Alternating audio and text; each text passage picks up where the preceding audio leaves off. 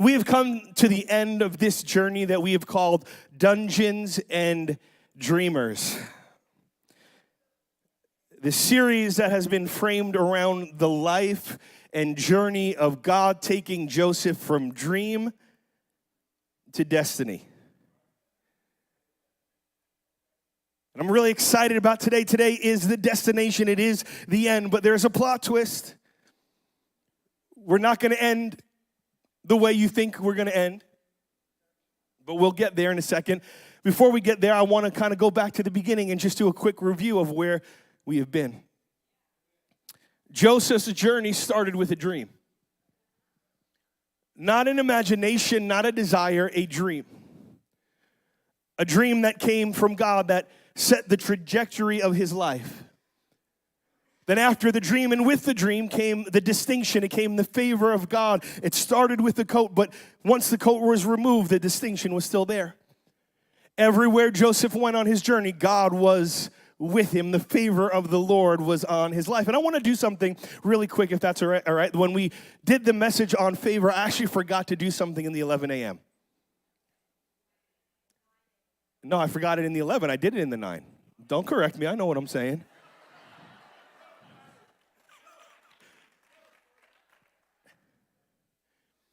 So we need to know that in every season of our life, we need to be reminded that favor is on us. So I want you to do me a favor. Take your phone out. Oh, yeah, no. Pretend like you don't have your phone with you. I see all the posts happening between 11 and 1. And you could do it with yourself, you could do it with your neighbor, you could do it with your row, you could do it with your section, but I want you to take a selfie. And I want you to post it somewhere with the hashtag favor of God. And I want you to let everybody you know that the favor of God is on your life. Not a selfie, though. You can send it to me later.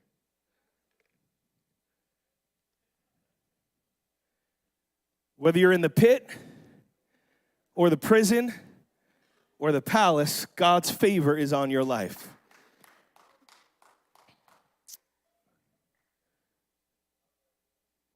After the distinction came the ditch, which was the pit. But what we learned was this, and I need you guys to help me out. When you're in the pit, you don't quit. Finish it for me. We don't quit. Wow, you guys. I want somebody like. Yeah, thank you. The answer is in the pit. Okay, let's try it one more time. We don't quit. All right, we're getting there. We're getting there. After the ditch came the deceit, where Potiphar's wife lied about Joseph, and because of the false accusation, he was put in prison, which led us to the dungeon. Once Joseph got out of the dungeon, he ended up in the palace, but we realized last week that the palace is not the promise, it's a distraction. That we do not equate the blessing of the Lord with money, fame, riches, or possessions. God's blessing goes beyond all of those things. Hello. So we don't get distracted in the palace. We realize that there is more to God's promise than natural things. Which leads us to the destination. Just to set the stage a little bit for us, Joseph is now 40 years old. He's like a little younger than me. So he's pretty much an old man. He was 17 when he was thrown in the pit.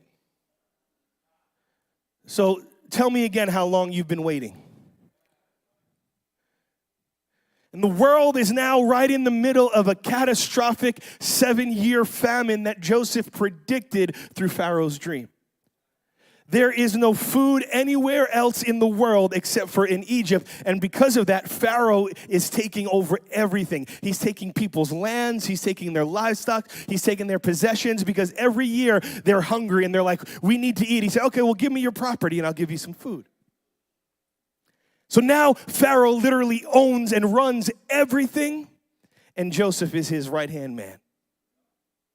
Meanwhile, Canaan, Joseph's family, they're hungry too.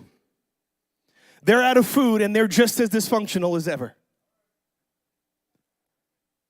What they don't realize is that food being in Egypt and the famine that they're experiencing is all divinely orchestrated to bring to pass God's plan and purpose for Joseph and for them. In fact, the famine pushes the brothers into the exact place Joseph's dream predicted they would be. Joseph is the second most powerful person in the world. His brothers come to Egypt for food, but they are no longer bullies. They're hungry, humbled, broken, and needy. Let's take a look. Genesis 42, verse 1. It says, when Jacob learned that there was grain in Egypt, he said to his sons, what are you guys doing? You're just standing there looking at each other. We're not going to get food when you're staring at each other doing nothing. Get up. I heard there's grain in Egypt. Go there and buy some for us so that we can live and not die. Solid strategy. Then 10 of Joseph's brothers went down to buy grain from Egypt, but Jacob did not send Benjamin, Joseph's brother, with the others because he was afraid that harm might come to him. Here's Jacob still playing favorites. The other 10, I don't care if you die, but I don't want to lose Benjamin. I'm okay if harm happens to you, but Benjamin I'm going to keep close and protect. So Israel's sons were among those who went to buy grain, for there was famine in the land of Canaan also. And so Joseph was now the governor of the land, the person who sold grain to all its people. And when Joseph's brothers arrived, they bowed down to him with their faces to the ground. Here is the key. You ready? Although Joseph recognized his brothers, they did not recognize him. But he remembered his dream about them. Have you guys ever run into somebody that you haven't seen in a really long time? Maybe you're at Starbucks or maybe you're at Target or, Hobby Lobby or all the places my wife likes to go. And you see somebody from high school, which for me now is like 24 years later, it's like a whole nother lifetime for some of you. And you see this person you haven't seen forever, and they think that they're complimenting you, and they say something like, man, you haven't changed at all. You ever got that before? Man, like you're exactly the same as I remember you used to be. And they mean it in the best possible way, but the truth is it's a huge insult. It's a huge insult because I should not be the same person that I was 24 years ago. Something should be different about me. The old me is supposed to die. The new me is supposed to come alive in Christ, and I'm supposed to be transformed from glory to glory to glory every single day. So I shouldn't be the same. I shouldn't look the same. I shouldn't act the same if Christ is in my life as I did 24 years ago. I shouldn't be the same as I was 5 years ago. The truth is, if you're the same as you were last year, something is not right in your journey with Jesus.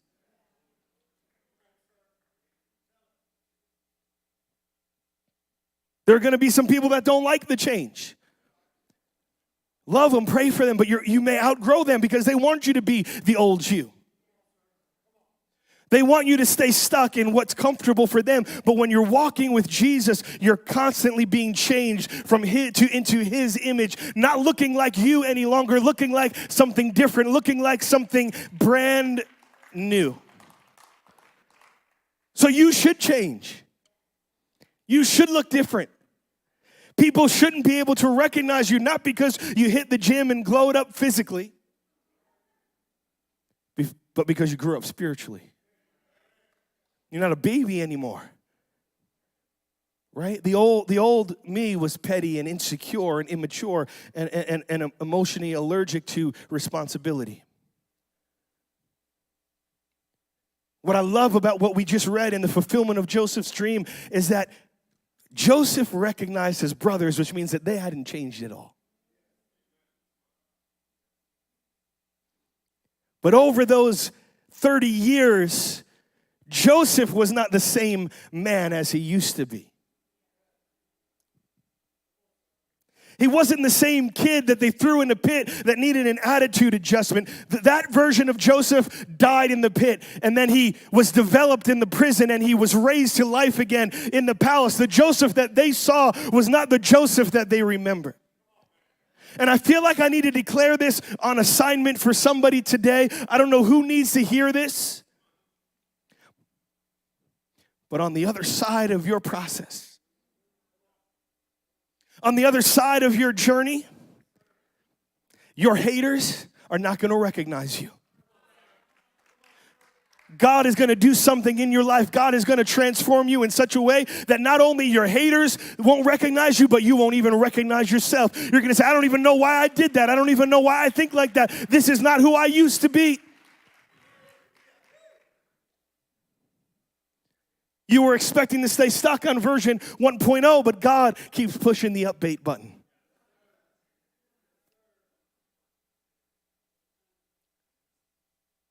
Sure, over those years, Joseph's appearance changed. But more importantly, so did his identity, his authority, and his perspective.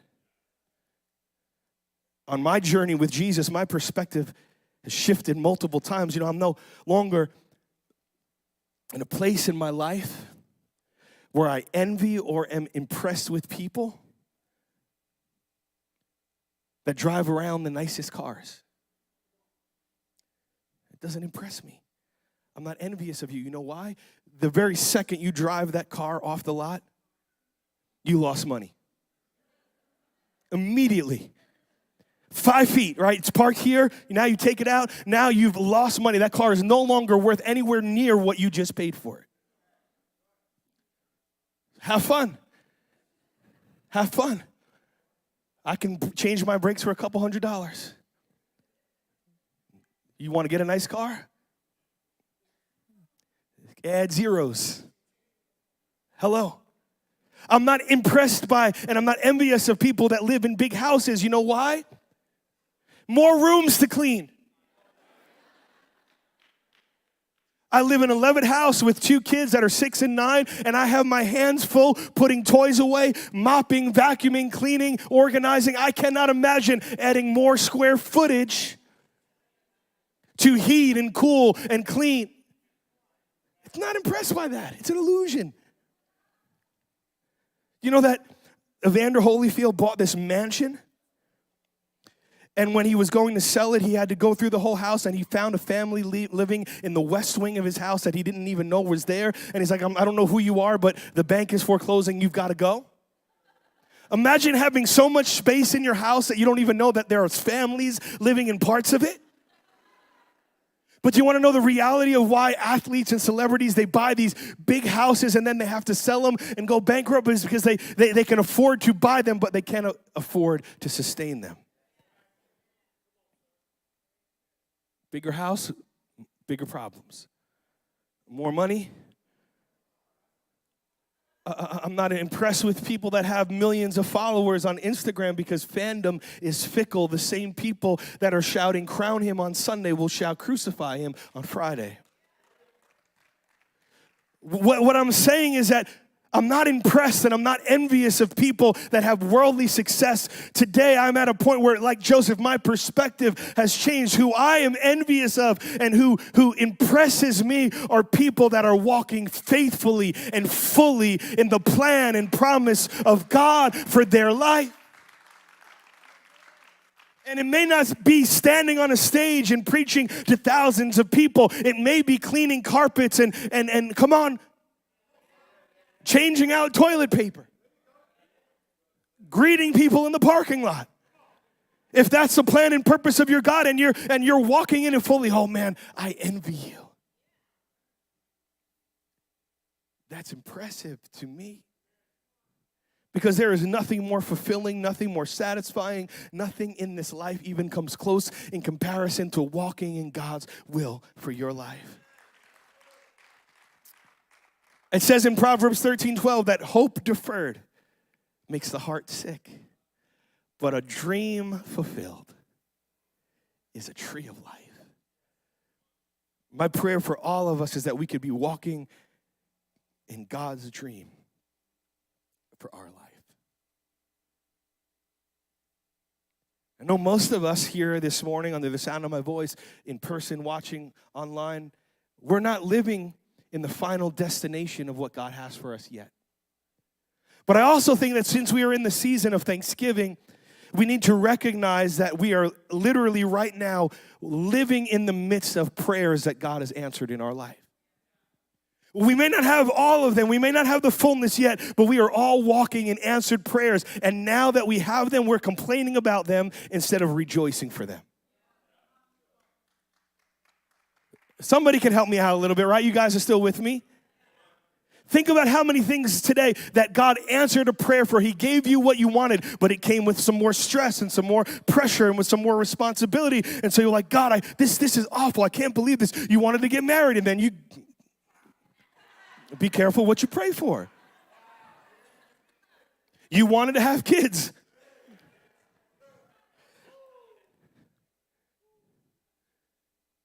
You wanted that job, but now you can't get home. I think this morning, before we go any further, before we talk about God fulfilling any more dreams, we need to take like 30 seconds and give thanks to God for Him being faithful, for Him answering prayer, for Him bringing us to places that He said He would. We may not be to the destination yet, but God has been faithful, and He has been answering prayer all along the way. And as we wrap up the series, I want to share with you a secret. Taking into account everything that we've learned already, there is a secret to reaching the destination that God has for us. Can I share that secret with you? How about in the back? Can I share that secret with you? What about on the balcony? Can I share with you up there? That's my balcony people up there. Are you ready? It's going to make you uncomfortable. But let me explain. Here is the secret to reaching the destination that God has for each and every one of us, from going from dream all the way to destiny, and it is this. You ready? Live your truth.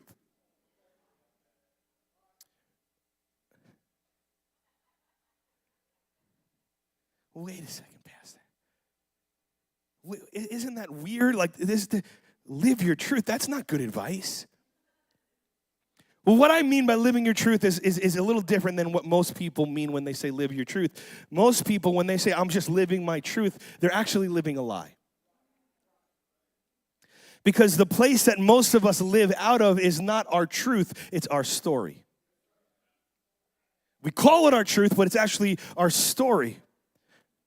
Can I go in on this for just a minute? Our story is our experiences. It's the things that happen to us, the people that hurt us. It's the way that we see life. It's the way that we frame life is through our story, through the lens of what happened to us and maybe even where we started.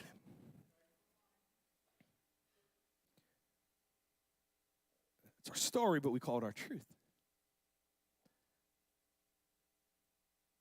Our story is not our truth. You ready? Our story is what happened to us, but our truth can only come from God.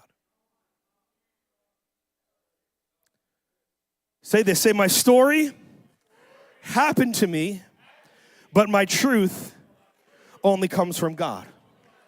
Your truth is what God says about you, not what you think about yourself.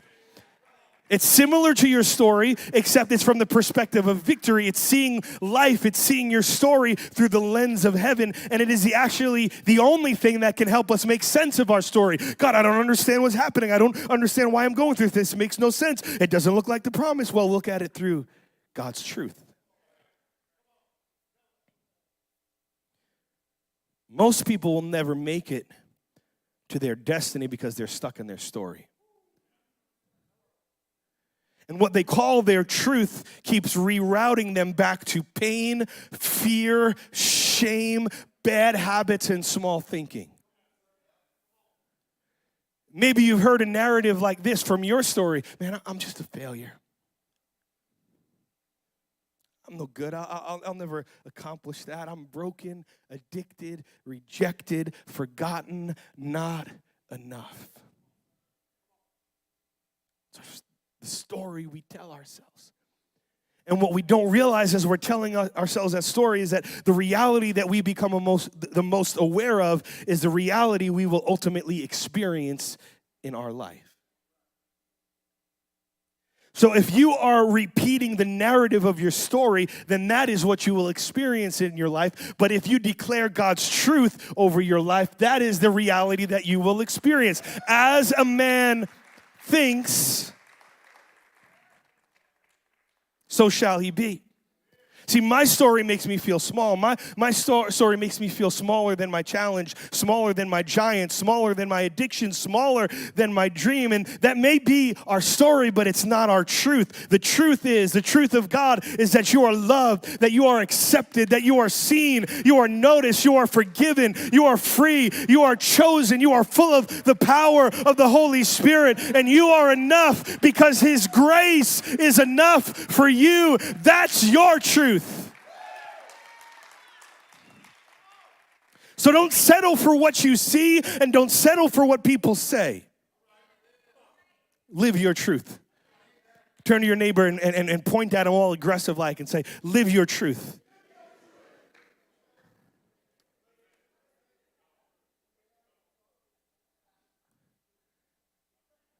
But I think we need to clarify this. It's not what God thinks about you that will get you to your destination. Can I explain that for a second? It's not what God thinks about you that will get you to your destination. Do you know that God doesn't just have occasional thoughts about you?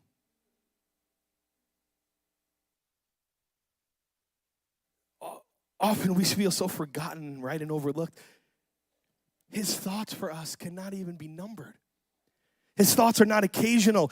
They are constant, loving, intentional thoughts towards you.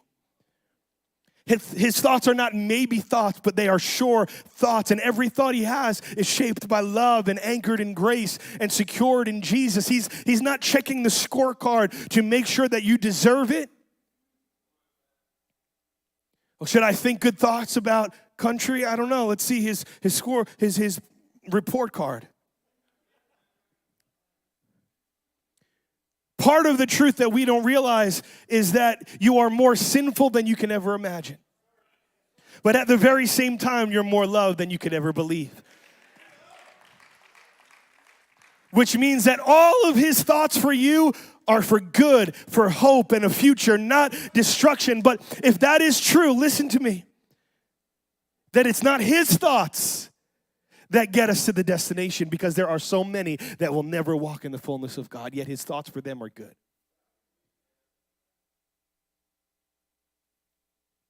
So it's not how he sees you that makes the difference. It's how you think he sees you. It's not how much of what he thinks about you, but how much of it are you willing to believe and receive for yourself. That he's not mad at you, that he's mad about you. That it's not by might nor by power, but by his Spirit, that the victory is already won, that you're not fighting for it, you're fighting from it. So our job is to hear his voice. Our job is to hear his truth and line up our story with his truth. You know why? Because his truth isn't changing. Our story changes, right? Isn't it? Like one day you'll feel great and like, oh God, thank you. You are for me. You are with me. I've got this. We're going to go. And then like one little thing happens and you're like, oh my gosh, it's all over.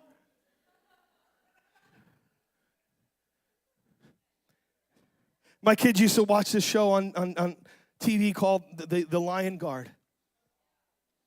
And there was a zebra character on the show. I don't know if any of the parents out there can know this and understand this, but anytime something happened, there was a zebra that would go, panic and run, and he would take off running. And like, I'm like, oh my God, I had this deep revelation watching The Lion Guard with my kids. Like, I'm the zebra. I wish I was the lion that like stood up and roared in the face of danger, but I'm the zebra. panic and run, right? Like 1 minute we're on top of the mountain, the next minute, but you're not alone. Elijah the prophet was like that. Sometimes after our greatest victories come the greatest battles.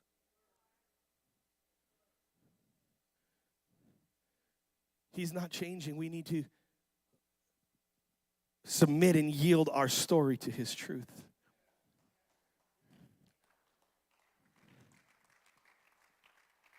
And so for the rest of our time, I want to give you 2 laws to living out your truth. Number 1, you ready? I said, you ready? Talk your truth, don't just speak your story.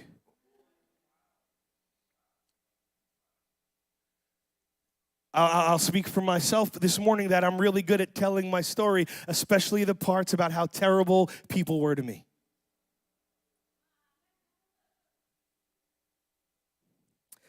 I was really, really nice and kind and patient, and you know what they did to me? I'm good at telling that part. I'm good. Anybody else good at telling your story in such a way that you're either the hero or the villain, depending on which one benefits you the most? Good at telling the story about how I would be much further along if this person wasn't in the way. Or how about how unfair life has been and why everybody should feel sorry for me. You don't know what I've been through. My parents got divorced. We lost houses. And my dad died when I was 20. We lived in apartments. And we ate string cheese and pepperoni for lunch and dinner. And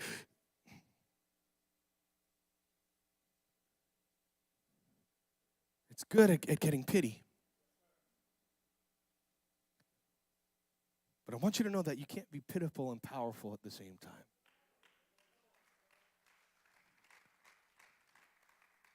I don't know about you. Pity is nice sometimes, but I'd rather have power.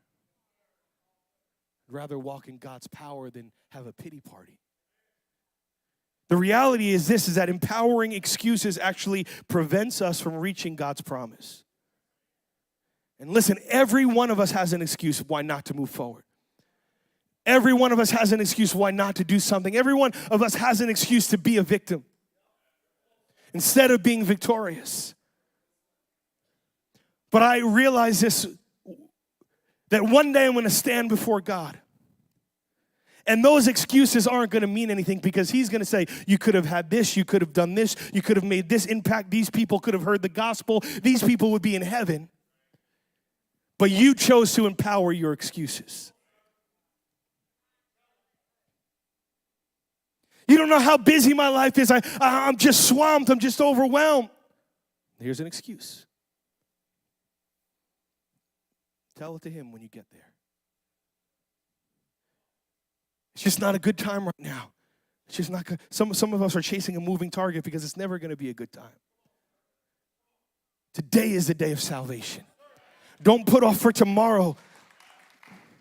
Because tomorrow isn't guaranteed to anybody. Tomorrow you could be standing before him and he's going to say, I gave you this, and that, and here's what I wanted you to do with this. This is what you could have walked in. This is what you could have had, but you have excuses instead.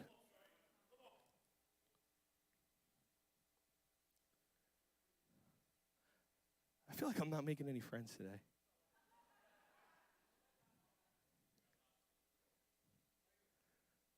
But his truth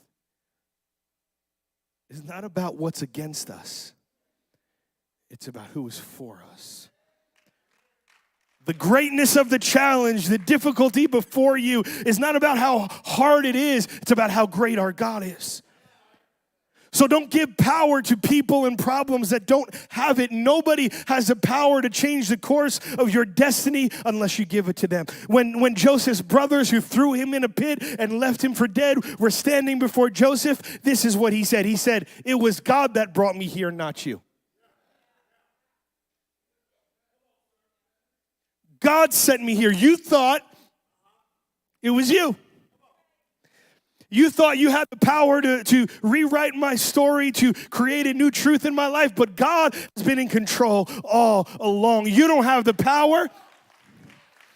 There is no devil, there is no demon, there is no politician, there is no nation, there is no person, there is no family member, there is no villain, there is nobody and nothing that can change and alter God's plan for your life unless you allow them to.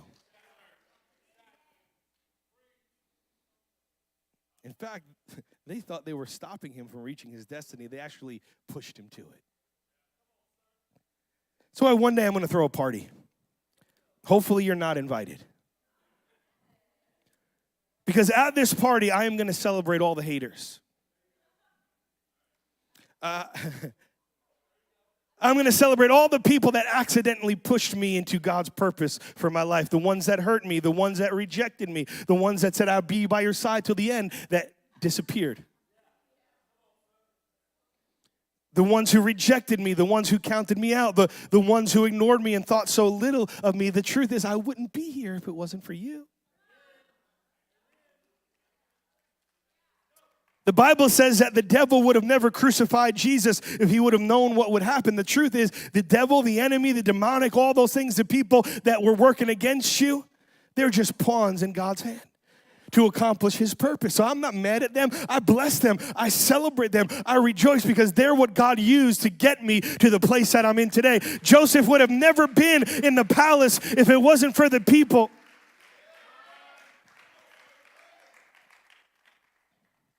I didn't realize it at the time.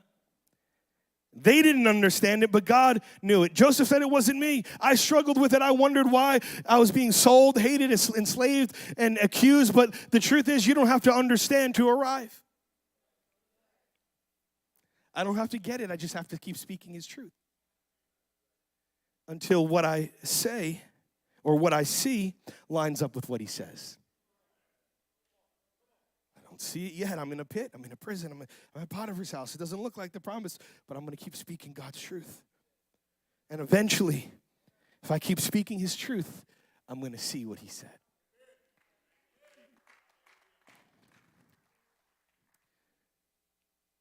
Can I give you some quick proof that Joseph talked his truth and didn't just speak his story? It says in Genesis that when the news reached Pharaoh's palace that Joseph's brothers had come, Pharaoh, watch this, and his officers were pleased. If Joseph was speaking his story, the brothers would be the villains.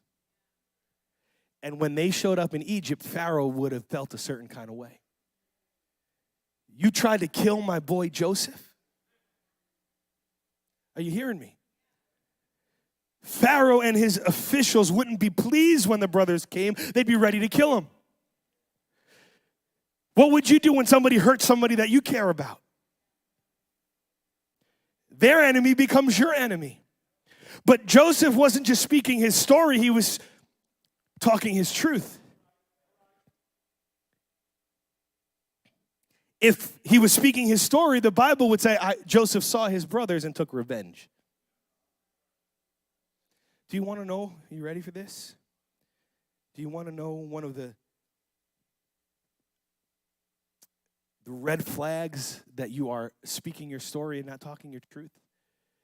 Is that you make enemies and you turn the people around you against the people that you perceive to do you wrong. You're speaking your story, not your truth. They're not the enemy. They're what God used to get me here. But if I speak my story, it's them. They're the problem. They're evil. They hurt me. They rejected me. They betrayed me. Let's all be against them. Is this too much? See, Joseph didn't depend on people who were struggling to find their own sense of self to determine his own. When you live your truth, you can live free from bitterness and the sting of rejection and disappointment because you have your eyes on God and what he is doing, not what man is doing. And because Joseph was living his truth, he created an opportunity for redemption. Joseph's destiny, like ours, is not about self-elevation. It's about redemptive purpose. Somebody say redemptive purpose. It says in Genesis, these are Joseph's words to his brothers, "You intended to harm me, but God intended it for good, to accomplish what he is now doing, the saving of many lives." When Joseph was 17, he dreamed about the sheaves bowing down. He saw the what of what would happen, but now he saw the why. Joseph's dream wasn't about him being honored. It was about Joseph being positioned. Positioned to preserve a nation, positioned to protect a family, positioned to save a bloodline that would one day bring forth the Messiah. Listen, write this down. You can use one of the cool notepads in the seat back in front of you, generously supplied by the donors here at Eastgate Church. But God didn't elevate Joseph for applause. He elevated Joseph for assignment. God's dream is always bigger than our story. Our story is about us arriving. Our story is about us being elevated. Our story is about us getting applause. But God's story, God's truth is always about assignment. It is always about others, and it always leads to redemption. Joseph did not reach his destiny when he made it to the palace.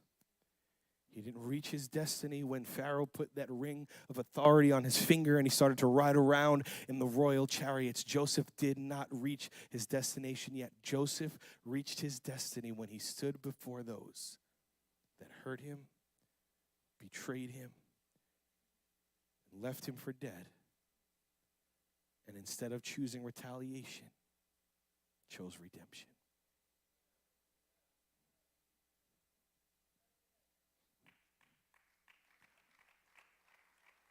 That's destiny.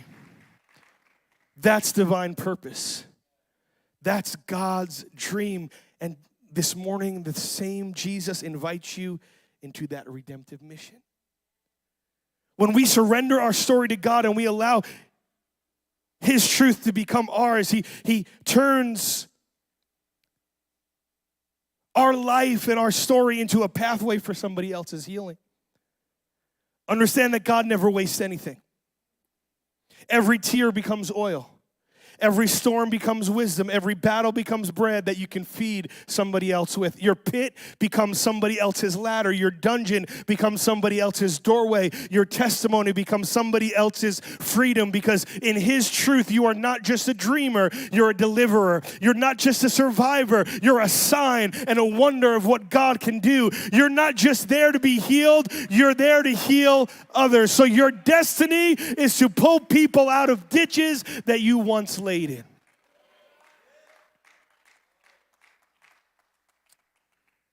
Turn to somebody and say, he's almost done. Here's our second law. Trust his truth, not your story. I'm thinking about the pattern in the process of Joseph's life and seeing the end result. It reminds me of this verse that we have in Romans 8:28. It says, and we know that God causes all things to work together for good to those who love God and to those who are called according to his purpose. I feel like sometimes my level of faith would rather it say he works most things together for good. Because when I'm struggling and things aren't going my way, it would be easier for me to just say, well, this is just one of those times that he's not doing it. But this verse actually challenges my faith, because it says he works all things together for good. So I have to choose to believe that word. I have to choose to believe his truth when I am in my journey and my process doesn't look like the promise. What is God doing when everything looks messed up, when everything looks turned upside down, and it looks like we are so far away from what he said he was going to do? Well, if you believe Romans 8:28, what he is doing is he is taking everything, all the elements, all the events, and he's putting them together to produce something greater than all the parts. But we just have to give truth time. Biggest question we ask is when. God, when are you going to do it? When are you going to do it? When are you going to change this thing? When is it going to be different? When are we going to get to the destination? When are we going to get to the fulfillment? When? I think when is the wrong question. The question shouldn't be when, it should be who. Because the promise is only as good as the person that made it. If I make you a promise, you probably got like a 50-50 chance. Maybe 60-40 because I've been working really hard on myself lately. But when he makes a promise, he is not a man that he would lie. See, Joseph's story, his whole story, doesn't point to the what or the when. It's all pointing to the who. Jesus says in John 14:6, I am the way. What was that? I am the way, I am the... Hold on a second. We're supposed to live the truth. We're supposed to talk about our truth. We're supposed to trust the truth. What are we talking about? We're talking about Jesus. We're talking about Jesus. It's all pointing back to him. And as we're getting ready to close the series, here is the plot twist. Are you ready? In this story, we like to be Joseph. We've been through some things, right? And maybe you're going through some things now, and we know that the same God that brought Joseph through is the same God that's going to bring you through, but Joseph is not really the one that we identify the most in this story. We love to see ourselves as Joseph, right? Rising, overcoming, standing strong, walking in destiny. And this series has all been about you walking in your Joseph assignment. So I'm not opposed to that, but what I'm saying is this. Before we are Joseph, we are somebody else.